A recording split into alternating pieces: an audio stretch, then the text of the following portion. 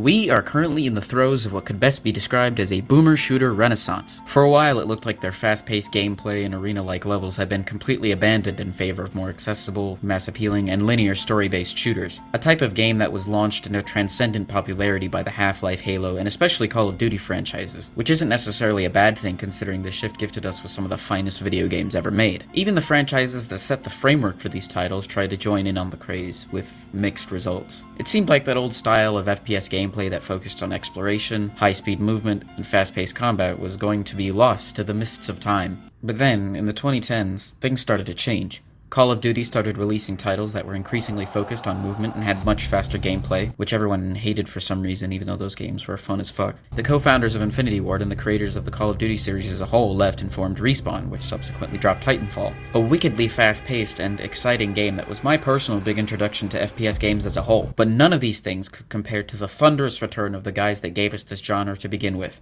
id's Doom 2016.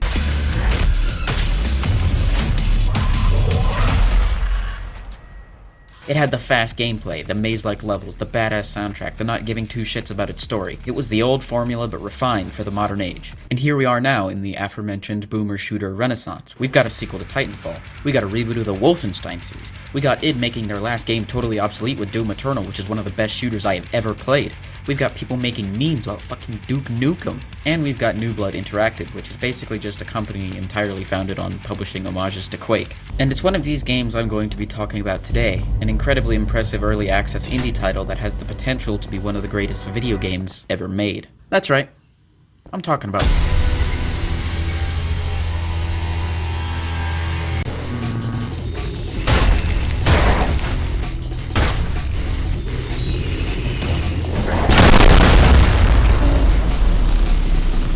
It's pretty wild. Now, ULTRAKILL is very upfront about its inspirations. I mean, the URL New Blood uses to promote the game is literally devilmayquake.com. As it says right on the box, ULTRAKILL is a fast-paced, ultra-violent, old-school FPS that fuses together classic shooters like Quake, modern shooters like Doom 2016, and character action games like Devil May Cry. So, to give this video any semblance of structure, I'm going to go over the game based on the different principles it takes from said inspirations, in order of how they're cited in that blurb I just read. So, let's start with Quake.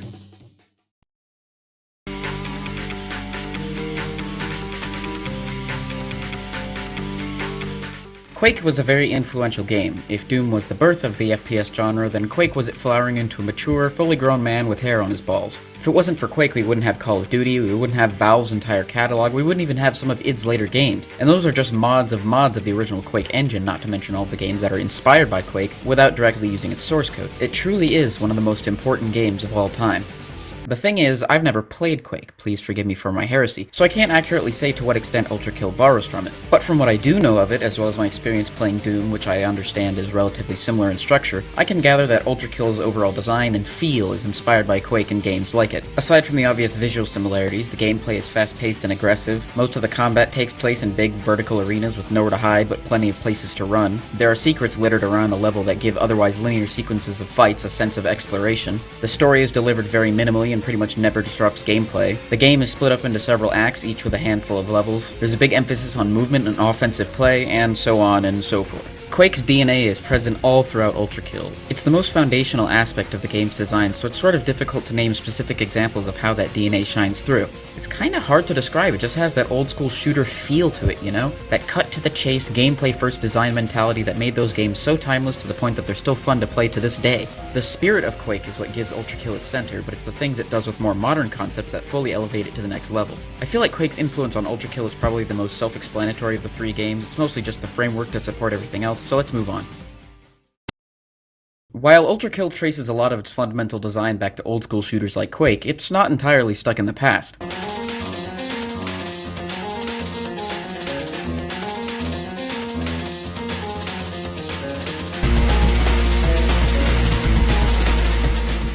The games in the recent Doom reboot series have been lauded with praise for their fast-paced gameplay, which they achieve through various means such as the infamous glory kill system, and other stuff like the limited range on weapons and ruthlessly aggressive enemies. However, there's still a level of evasiveness to modern Doom's combat. While you are very powerful, one wrong move and you're dead. When discussing the speed of modern Doom's gameplay, of particular note is the aforementioned glory kills, which are designed to get players to actively hunt enemies down and put themselves in danger in order to replenish health, all accompanied by a healthy dose of over-the-top violence. This disincentivizes defensive play by making the best method of healing actually involve playing the game, which was a really smart decision on the devs' part. ULTRAKILL features a mechanic that's essentially just glory kills on crack and without the AAA budget, called blood refueling. Instead of getting health from pickups and enemies on their last sliver of health, in ULTRAKILL the only way to heal is by damaging an enemy in close quarters, which will have you soak up their blood and use it to repair yourself. This necessitates constant aggressive play. You can't just chip at enemies from afar and wait for your opportunity to heal. If you want health, you'll have to get in an enemy's face and fight them for it while they're still trying to kill you. Healing is much riskier than it is in Doom. You aren't protected from the enemy you're healing off of or his asshole friends, but it's subsequently much more rewarding as a trade-off due to how much bigger the window for healing is, that is, as long as they're alive. New Doom is also known for sporting a wide variety of weapons and modifications for said weapons, and a huge part of those games' gameplay loops is frantically switching between weapons and mods for taking out specific enemies, all while making you feel like the most powerful thing in the universe, a concept ULTRAKILL clearly takes heavy inspiration from with its variant system. While indeed small due to the game still being in early access as of the production of this video, ULTRAKILL still got a pretty sick roster of weapons and variants, with your overall arsenal being unquestionably stronger than Doom guys. I'd go into the individual weapons in detail, but I already tried that in a previous draft of the script and it really dragged things out, plus I want you guys to experience them for yourself. So instead, I'm just going to talk about my favorite weapon, the marksman variant of the revolver. The marksman is probably the coolest gun I have ever seen in a shooter. This simple variant turns your dinky-ass starter pistol into one of the most useful tools in your entire arsenal. Your alt fire now causes you to flip a coin into the air. Hitting this coin will cause the bullet to reflect off of it into the nearest enemy's weak point, essentially giving you an aimbot. This may sound overpowered, but you can't just rely on it by itself due to the difficulty of hitting the coins, their rather unimpressive damage output on bigger enemies, and the limited amount of coins you can use before having to recharge. But as you get better, you start hitting coins more consistently and progressively realize that these things can do some crazy shit. Whether it be splitting your bullet in half to hit 2 targets, bouncing other kinds of hit scan attacks off the coins, including enemy attacks, throwing multiple coins to stack damage, and probably even more stuff that I don't even know about. I could go on for ages about the tech involving this gun, but I'll just link this video by ฐ์ᵗᵗ:. It goes really in depth on just how insanely complex this one weapon is, cause, I mean, look at it! See what I mean? This thing is badass! It's one of the most interesting and skill-intensive weapons I've ever seen in a shooter, and it's a perfect example of a good skill curve. Easy to learn, but hard to master. The other weapons aren't totally worth dismissing. The shotguns are super satisfying to use and have their own cool tech like projectile boosting. The rail cannon can come in handy for clearing crowds and synergize as well with the marksman, and the nail gun definitely exists, but I think one of ULTRAKILL's biggest issues is weapon variety. I find that after you've played the game for a while, you mostly just use the marksman and the shotguns, with everything else only showing up in niche scenarios. I mean, the rail cannon is basically just a glorified special move like the blood punch, courtesy of its recharge timer. This isn't a huge problem, those weapons are super fun to use, but the gameplay can start to get stale after a while. I can somewhat forgive this due to the early access nature of the game, but going forward I'd appreciate it if the weapons were rebalanced to be more like Doom, where everything has a time when it can shine and nothing is too powerful to the point of being over-centralizing. However, I do think ULTRAKILL has modern Doom beat in both movement and boss fights. Starting with movement, 2016 had double jumping and that was pretty much it, with Eternal keeping that system while also generally speeding things up and adding 2 air dashes, allowing the gameplay to get even crazier. ULTRAKILL laughs at Doom's movement and gives you 3 air dashes, 3 wall jumps, a baseball slide, a ground slam, a grappling hook, and all the movement tech you could ever ask for. You can go basically wherever the hell you want in this game, and it feels great. The amount of freedom and expression you have when approaching a fight is immensely satisfying and gives you much more control over the pace of the game. This isn't to say that Doom's movement is bad.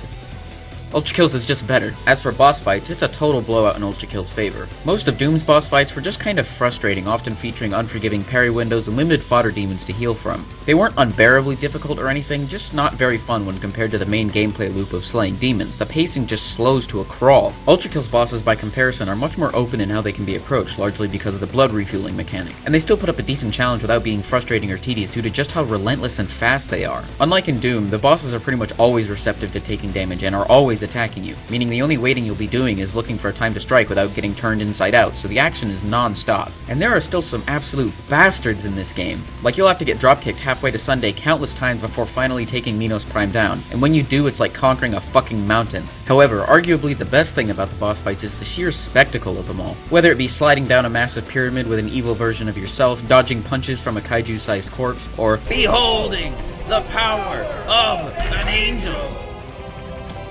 ULTRAKILL's bosses really know how to put on a show, which conveniently helps me segue into the final game that ULTRAKILL takes inspiration from, the aspect that makes ULTRAKILL ULTRAKILL.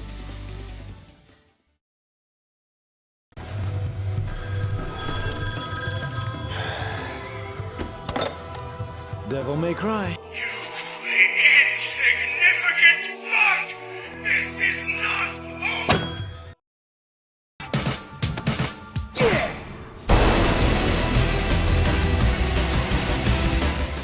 Devil May Cry. What, did his dog die or something? Devil May Cry, a widely beloved series of hack-and-slash games known for racking up big, ridiculous combos on hordes of enemies, copious amounts of early 2000s cheesiness, and generally being the most abundantly cool thing known to man. It's basically the franchise that pioneered this extreme combat style of gameplay, paving the way for series like Bayonetta, God of War, the Warriors games, and more. Bit of a weird source for inspiration when making an FPS game, but when put into practice, it's a perfect fit. The most immediately obvious thing ULTRAKILL draws from DMC aside from its general over-the-top goofiness is the style rank system. Practically down to the names, and I think the fact that it's even here puts into perspective just how ridiculous this game can get. Each time you play through a level, you accumulate a score and are subsequently given a rank based on standard FPS stuff like completion time and kill count, as well as a style score, which you get by, well, being stylish. Alongside your pretty standard score bonuses like headshots, air shots, multi-kills, etc., there's also a wealth of tricks to perform in order to boost your style score. This includes techniques such as parrying, which itself is a very hack-and-slash-like mechanic, chargebacks, slam kills, interruptions, punching coins, home runs, and more. This system really helps ULTRAKILL stand out amongst the rest of the genre. You don't just demolish everything in your path, you do so in the most badass way you can. Not because the game tells you to, not because you get big rewards for doing so, but because it's fucking fun. This makes the game incredibly replayable, as it can be a lot of fun to return to the earlier levels with your full arsenal and honed skills, just to see how quickly you can beat it or how high of a rank you can get by the end. The style system doesn't really have any functional gameplay purpose other than unlocking stuff like variants and levels, but I mean, come on. Does it really need to? The game's sense of stylish flair also carries over into its visuals. This isn't made immediately obvious. The starting area of the game just looks like a generic, ugly industrial setting, very much like a certain classic FPS game. It frankly looks like complete shit, not at all helped by the intentionally low-poly, pixelated art style. Nice fucking model! But you see, this is just ULTRAKILL's fuckler's trick, because as you go through the game, the settings get progressively more colorful, vivid, and visually distinct from Quake, Doom, or really just other games in general. Each circle of hell is dominated by a central visual theme, which is usually best demonstrated by their opening moments. After making it through the mechanical red and brown grime of PRELUDE, you walk into the peaceful gardens of Limbo, with birdsong and peaceful piano serenading your arrival. That is, until the facade gives away to confusing castles and cathedrals. After clearing Limbo, you climb a massive tower shrouded in silence until you reach the top to find a launch pad, which drops you here, on an enormous bridge suspended over the abandoned city of Lust, bathed in the soft purple light of the night sky, with King Minos' gargantuan corpse looming over the city skyline. After killing the corpse and delving into its body, you enter Gluttony, a terrifying, evil place dominated with the red of gore and the green of Minos' digestive fluids, filled with eyeballs and hands strewn around everywhere in places they shouldn't be. Then, after defeating Minos' killer, you make your way down to Greed, which has one of my favorite visuals in any game I've ever played, which I'll just let speak for itself.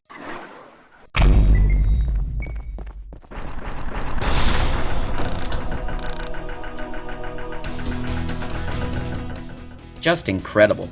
As you explore Greed, you see various human monuments floating adrift in the dune seas of superheated gold dust, yet they're all still dwarfed by the oldest monument in human history, the epitome of frivolous expenditure, the Great Pyramid of Giza. This game's art design is so fucking fantastic. You quickly stop noticing the low poly models, pixelated textures, and stiff animation because the art style is just so strong. If you want an example of good art direction taking precedence over good graphics, this is a perfect choice, provided you don't have any screenshots of Team Fortress 2 lying around on your computer. The strong visual design of the game's levels also leads to some really effective environmental storytelling. This game does have a story, and despite how much of a backseat it takes to the gameplay, it's still really compelling. Much like DMC, ULTRAKILL is a loose interpretation of the iconic poem Dante's Inferno, and it's a damn good one at that. The game has one basic premise, which also serves as its tagline.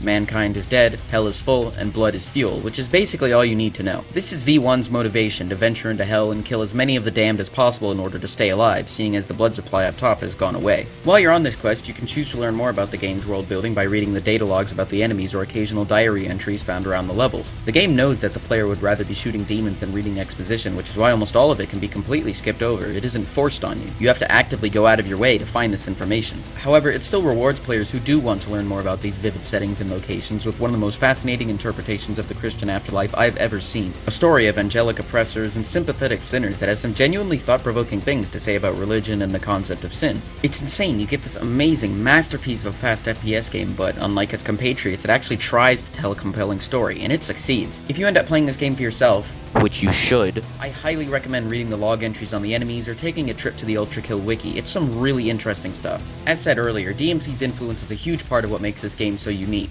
It's Its dedication to over-the-top spectacle and quote-unquote badassery is so artfully done, and it gives it a look and feel unlike anything else on the market. That, combined with its beautiful art direction and unique spin on Christian mythology, makes it one of the most artistically rich FPS games I've ever played. And this is on top of it also being one of the most fun FPS games I've ever played. Why aren't you playing it right this instant? Okay, alright. Only one more segment of the script left. You can do this.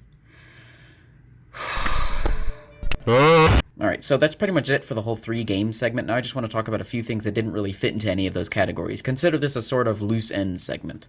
So first off, let's talk about the music. I don't remember if I've already mentioned this or not, but this game's soundtrack fucks. It is fantastic. It's generally got this really sick breakcore rock aesthetic to it, with lots of low-quality drum samples and deep guttural guitar riffs. However, each layer still has its own auditory identity and spins that aesthetic in its own unique way. Prelude is industrial and grungy with the strongest breakcore elements.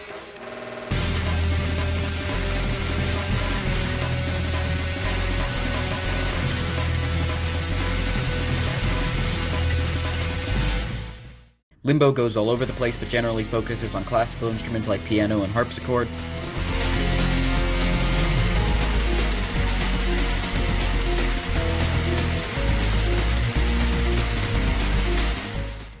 Lust can sometimes be synthy and melancholic, and other times it returns to hard rock, sometimes incorporating both within the same song.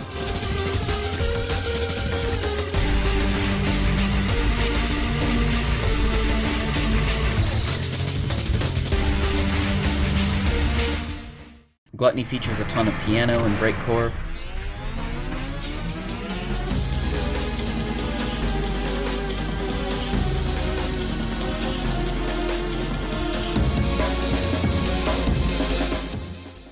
And Greed is most similar to Prelude, but with a more stock desert music sound, so lots of sitars and flutes and stuff.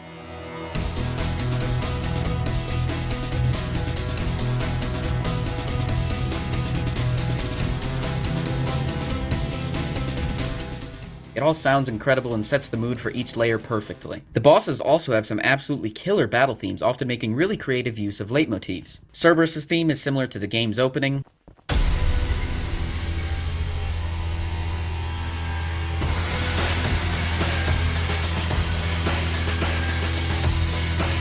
Gabriel's theme is like a crazy rock remix of Gluttony's music.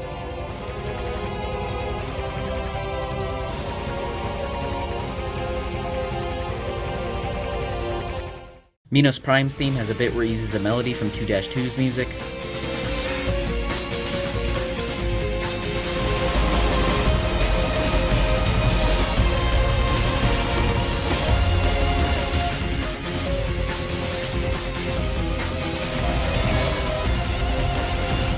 And then there's V2. V2's first encounter has this incredible track called Versus, the majority of which is dominated by this one super catchy riff.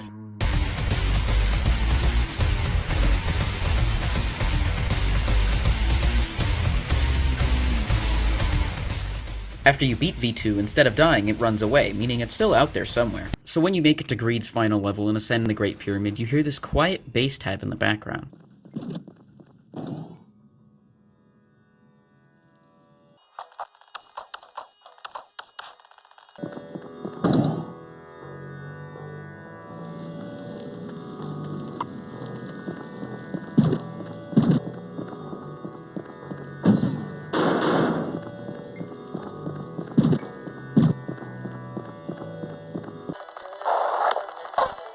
Then you arrive at the top, where V2 sits on a throne, eagerly awaiting a rematch, over which plays an excellent reprise of Versus. Only, you aren't letting it get away this time.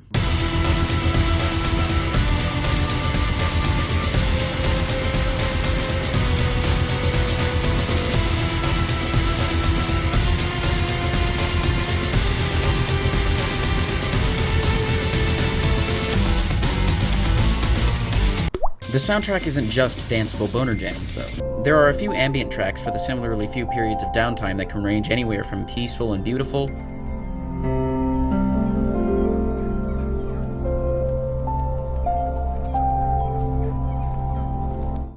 to disturbing and off-putting.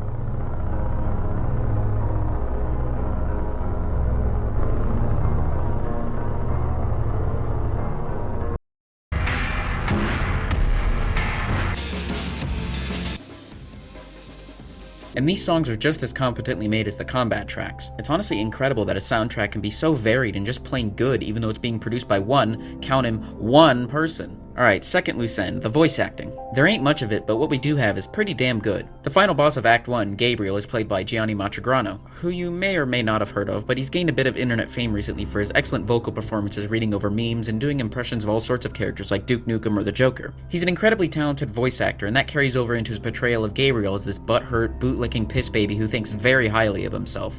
Your choice. As the righteous hand of the Father, I shall rend you apart, and you will become inanimate once more. And his performance makes Gabriel such a lovably hateable character. Not even more. You defy the life, a mere thought. What? How can this be? Bested by this thing? You insignificant fuck! This is not over! May your woes be many and your days few. He's the seething Wojak embodied as a character, and I adore it. The only other character with dialogue is Minos Prime, voiced by Stephen Waite, who you most likely have not heard of. Waite is probably best known for his role in this crusty old 90s shooter called Blood, where he played a badass undead gunslinger named Caleb. I live again. And like his performance in that game, he does a great job here. Free at last. Oh, Gabriel.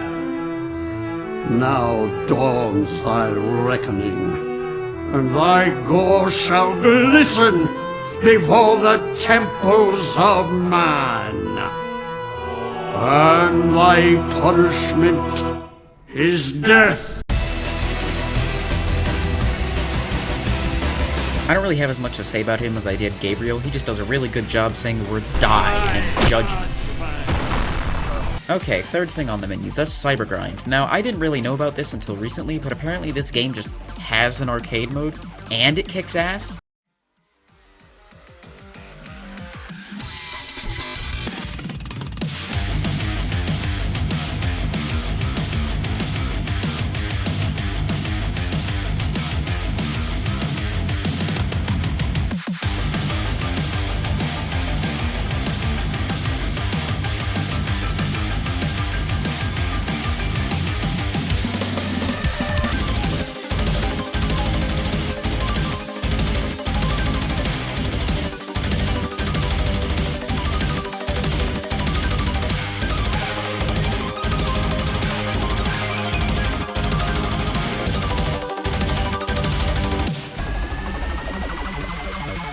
The Cybergrind is what you'd expect from an arcade mode in a game like this. It's just combat, no downtime to speak of. Survive as many waves as you can, be as much of a badass as possible to rank up a high score. If you want an easy and fun way to practice this game's ridiculously deep combat, this is the way to go. I don't really have that much more to say about it other than that it's really fun, the music slaps, and that more FPS games should implement something like this. Oh yeah, also you can customize the look of the arena, and this is one of the skybox options. I mean, how can you not give this game of the year? Alright, fourth, and this was literally added the day I was going to record this part of the script before, well, disaster struck, but they added a sandbox mode for some reason. And it's, This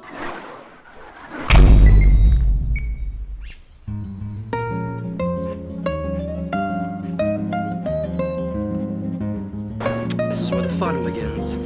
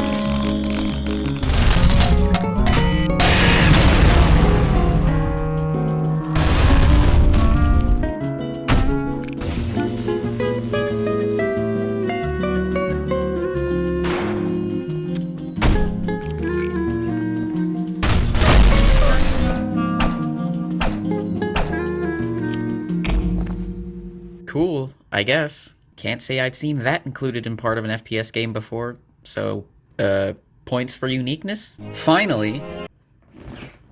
Fucking finally. Last little loose end, the fact that this whole game is almost entirely a one-man project. Emphasis on almost though, as when I poked around in the Discord they said that ಃᵗᵒः mainly ran the show, but occasionally got help from other people for some stuff, so I won't say it's definitively just one guy, but still. It's mostly one guy. You can really feel the person behind this game everywhere, whether it be the enemy designs and level names being references to music ಃᵗᵒः likes, guest cameos from YouTubers that talked about or played the game, or the blatant references to the games that inspired him. You can tell that this is ಃᵗᵗℎ's passion project, something he's putting everything he's got into. What we already have of ULTRAKILL is indicative of this, as it's one of the most polished, rewarding, and exhilarating shooters I've ever played. Something that borders on being one of the greats, a transcendent experience that is simply above the rest of the medium. As a production, only about a third of ULTRAKILL is complete, with more on the way. This small fraction of the game is already easily worth a 7 out of 7. It's one of the best games I have ever played.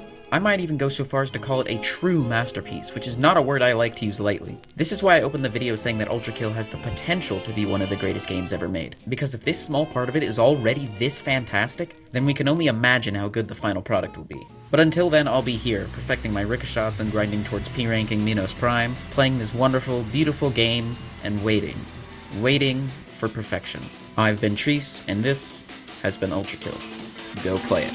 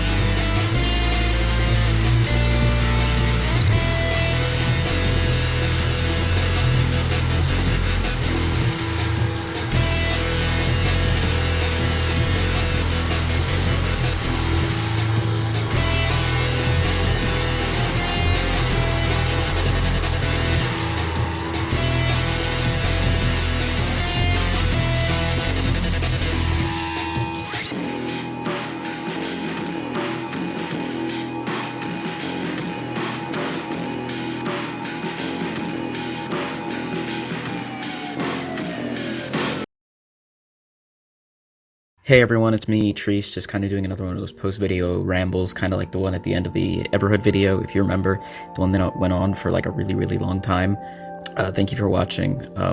Make sure to do, I'm just going to say this standard YouTube shill mantra, you know, like, subscribe, share it to people, all that stuff, just kind of getting that out of the way. Kind of obligated to, you know. I didn't get to address this in a video because I didn't have a platform to, but thank you very much for 1,000 subscribers. I kind of mentioned that in a community post, but obviously not everyone saw that, so yeah, thank you very much for 1,000 subscribers. Yeah, this one was not, kind of unlike like I said in the Everhood video that the other one was kind of easy to make, this one was not. It took a really long time, over a month in fact, and it was just kind of an asshole, kind of tedious at every step, but I think it's pretty good. I think it's a decent, pretty good video, about on par with the other one, I would say. So yeah, I guess just like, obviously go check out ULTRAKILL. I wouldn't talk about it this much if I didn't, you know, love it. I think it's amazing. I think it's definitely better than Everhood, and the price is just the price. It's currently like $20-something or whatever. The price is just going to get higher the more stuff they add to the game, so it's best to get in early, you know. Yeah, go look at ULTRAKILL. Great game. I love it. I don't know what else to do. I don't know. Like, last time I kind of offered, like, some things I might end up doing in the future. I did none of them. I said I might have made a treeview on, like, Noida or Cluster Truck or Helltaker. I didn't do any of those. I wrote a script for Cluster Truck, but I wrote it and then I went on vacation and I couldn't make a video about it, and then I didn't want to do it anymore. So that's unfortunate. I literally have a whole script for it written, but, you know, but I don't want to do it anymore. And I'm not even going to bother trying to save, like, what I might do in the future, because I really don't know. These videos are such a pain to make, and this one really kind of beat me down. Constant headaches, being tired, and just like, yeah, it was much more brutal than the Everhood treeview. So I'll definitely be taking a break from them, and I'd probably just be taking a break from them in that context anyway. But Also, I'm going to college in like a couple weeks, and I'll be in a dorm like conglomerate pod thing with 7 other roommates, 2 people per room, so it's kind of hard to get the peace and quiet to record a script, so that will probably complicate things and make it so tree views will be next to impossible to make. So I don't know how that's gonna work out. I do have some ideas for like stuff I want to do with my friend. If you remember, only the true fans remember, but I did a video where me and my friend watched the Nintendo E3 Direct, and I just uploaded the raw video, and my friend totally carried me. He was much funnier than I was, and for me that just makes it all the fun, much more funnier, much funnier. So I love that. But so I want to kind of I have some ideas for stuff I want to do that are similar to that, with doing stuff with him. That's not necessarily as hard to make. I might do like shorter kind of review style videos. I don't know. I kind of want to do videos where I talk about like principles in games, or like concepts, not necessarily a game itself. Like, what was it? Like, I really wanted to talk, I've always had an idea for a video talking about video game music, and the video game music of 2020, and talk about how like it was a year of eclectic music, because all of the music was so different from each other. You know, that was the year. I think we got like Bug Snacks, Doom Eternal, Animal Crossing, games that released last year. Shit. I can't think of any. Fuck, what other games? But anyway, so a bunch of games released last year that had all these really different soundtracks, and I kind of wanted to talk about that, because that's something I really like, is video game music. That's why I have so many sections in this video, and probably the other one where it's just music, because I really like music, so I want to kind of bring that to other people. Another thing I want to talk about, I've always had an idea for a series where it's about good mobile games, because I feel like it's a pretty kind of an untapped market. People don't really talk about mobile games. I had an idea for doing one on this puzzle game called 2 Dots, standard Candy Crush-like affair, but kind of creative to take on the gameplay or whatever, but that's not really the main focus. Main focus is the music. The music in that game it has like one of my favorite soundtracks ever. I probably am using it behind this footage now. It's beautiful, and I might even, it might not even be a video about 2 Dots itself. It might just be a video about 2 Dots soundtrack, because it is just so good. So those are ideas for videos. They wouldn't necessarily be as long as like a full-scale review of a game. I find it funnier that this video is so much longer than Everhood, because Everhood is like twice the length of how long ULTRAKILL currently is, and yet this video is like 10 to 15 minutes longer than Everhood. It's funny. But yeah, so I can't tell you what I'm gonna make in the future because of college and all that crap. College really kind of scares the piss out of me, not gonna lie, but you know, it's got to be done. I don't really know. I think I've covered a lot of pretty basic, important bases. I don't really have any footage sources or whatever to shout out like I did last time with Snowman Gaming. Go watch him anyway, because he's not just a reliable footage source for Everhood or whatever. He's also like an amazing YouTuber. If I want to keep up the trend of shouting out amazing YouTubers that are kind of underrated, Fudge is really good. He's a reviewer, but he has like a really unique style of reviews. He's really funny. He does a great job implementing comedy into his reviews, and he's just so good and so ridiculously undersubbed. It's criminal.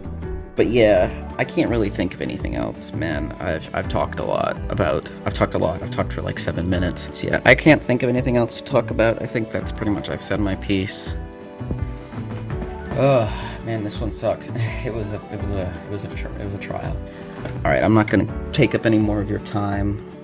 I'd be surprised if anyone actually is still watching the video. I can't give any ideas for things to look out for in the future.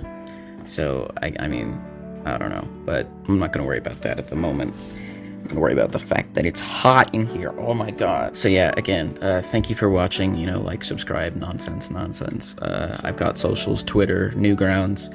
There's like mature stuff on there, whatever. 18 plus, that stuff, So only go there if you're an adult.